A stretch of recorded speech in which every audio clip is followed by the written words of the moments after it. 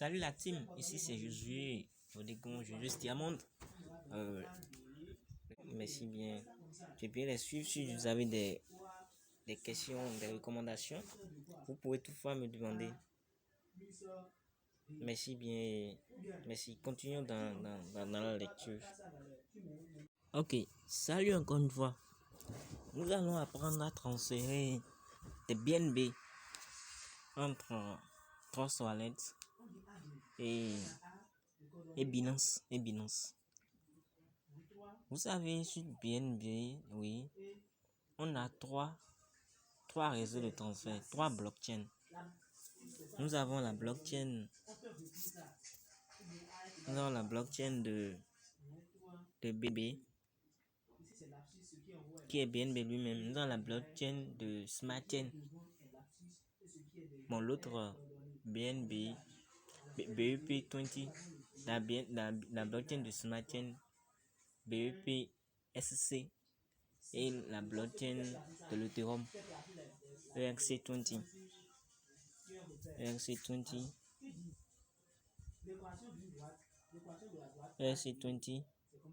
C'est bon que nous allons faire un dépôt.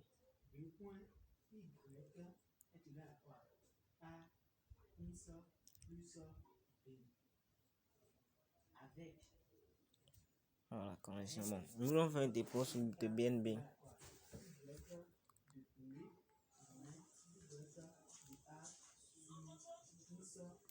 BNB.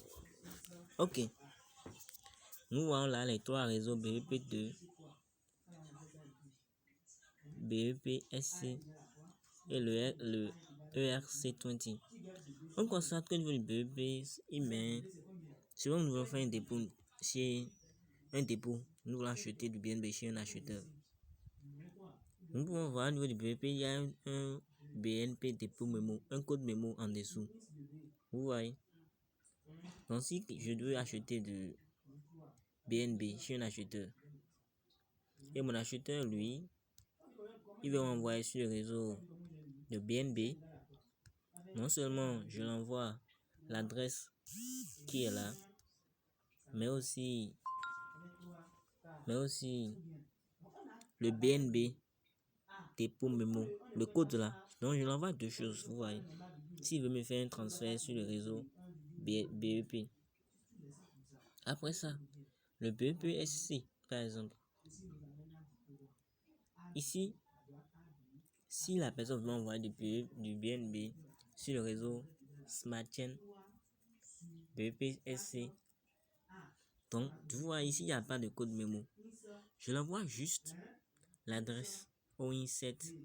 Je l'envoie juste l'adresse et il me fait le dépôt sur ça. C'est ça.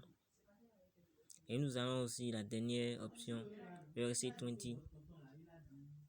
Ici, il y a l'adresse. C'est aussi une seule adresse. Mais le réseau diffère. Et sachez que si les réseaux ne sont pas croisés, donc si l'autre utilise le réseau de l'Ethereum pour t'envoyer sur le réseau de la Smart Chain, ça ne viendra pas. Donc soyons vraiment curieux sur les transferts. Demandons à l'acheteur quel réseau. Maintenant, ici, la BNB et BSC qui sont sur Trust Wallet sont reliés. Supposons que je pars dans Trust Wallet. Alors dans Trust Wallet,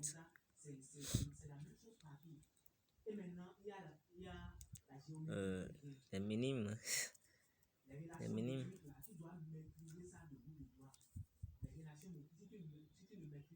C'est minime. Donc oui, ici, supposons, oui, il y a BNB et le BNB Smart Chain. Si je veux faire le dépôt sur le BNB, le réseau de BNB, j'utilise ceci pour faire la transaction. Oui, du BNB. J'utilise ceci pour faire les transactions. Ok, envoyer.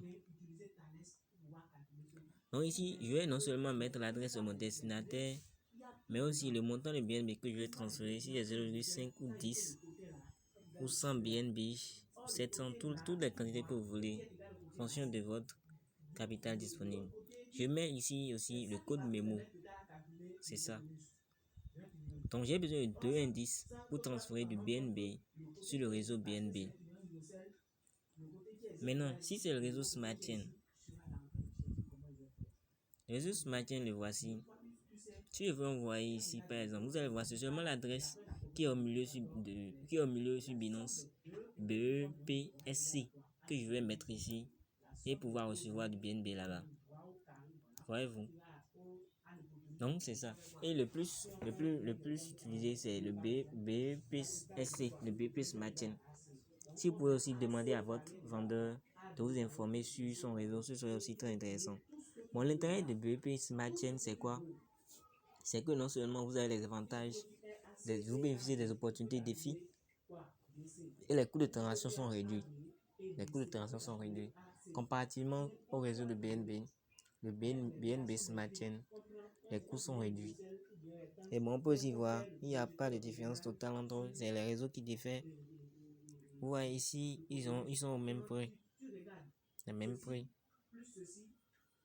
Et si tu envoies ce BNB, en utilisant le réseau BNB, ça ira dans BNB dans ton Binance.